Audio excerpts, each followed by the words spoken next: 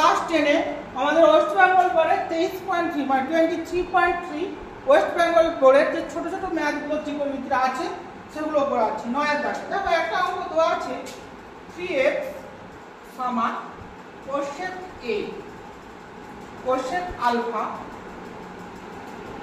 এবং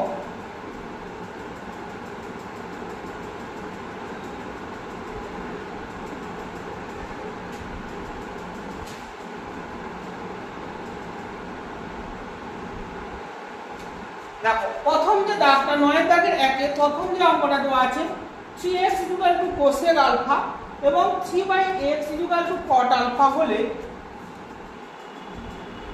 3x² - 1/x² এর মান কত? দেখো আমরা যেটা জানি cosec square alpha minus cot square alpha equal to কি হয় এটা আমরা জানি ত্রিকোণমিতির সূত্র থেকে cosec square alpha minus cot square alpha সমান 1।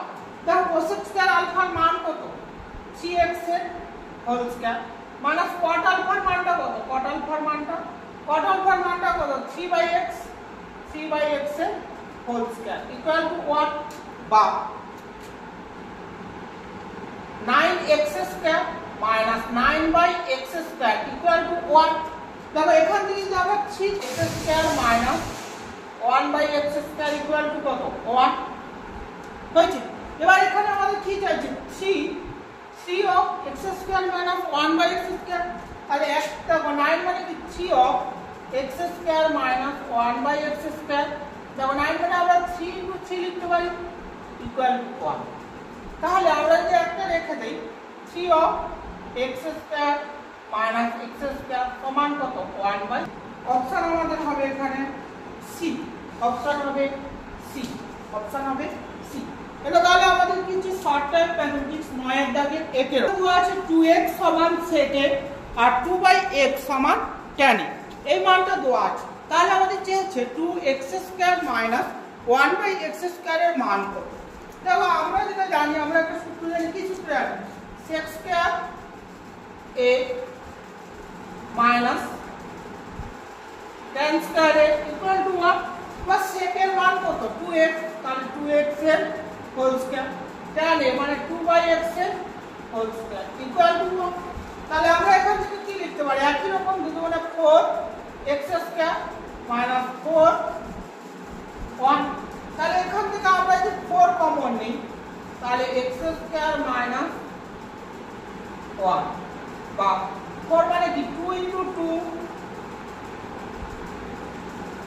1 বা 2x² minus 1/x² সমান 1/2।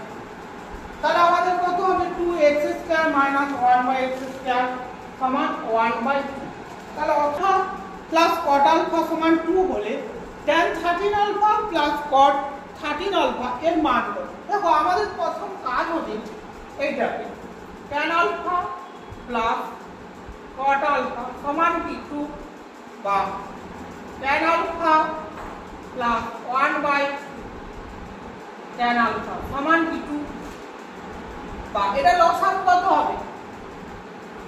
তাহলে এখানে গেলে tan স্কয়ার আলফা প্লাস 1 সমান 2 বা tan স্কয়ার আলফা প্লাস 1 সমান কি 2 tan আলফা বা tan square alpha plus 2 tan লেখা গেলে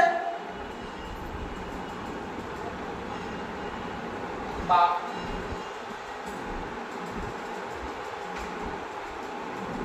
তাহলে tan আলফা মাইনাস 1 এর হোল স্কয়ার ইকুয়াল টু কি 0 বা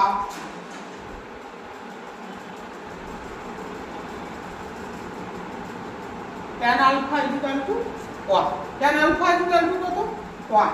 দেখো আমি যদি এখানে মানটা বসিয়ে দিই এরপর tan 13 alpha plus cot 13 alpha.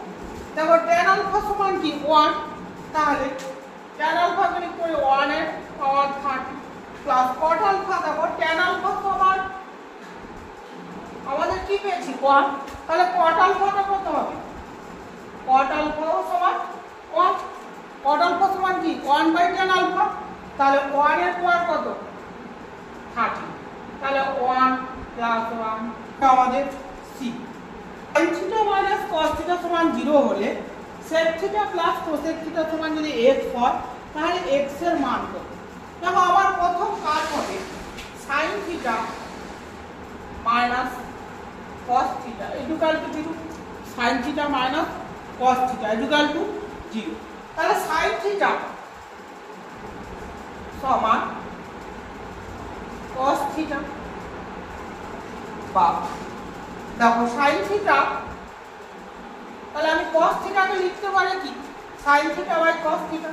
তাহলে sin theta by cos theta সমান কি 1, sin থিটা সমান cos থিটা সমান কি 1 বা tan থিটা সমান tan 45, tan থিটা সমান কত tan 45 বা থিটা ইকুয়াল টু আমাদের কত হবে, কারণ tan 45 ডিগ্রি মান কত 1, tan 45 ডিগ্রি মান 1, তাহলে থিটা ইকুয়াল টু কত 45।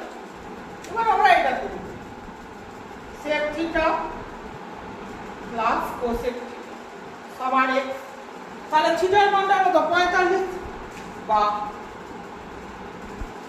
sec 45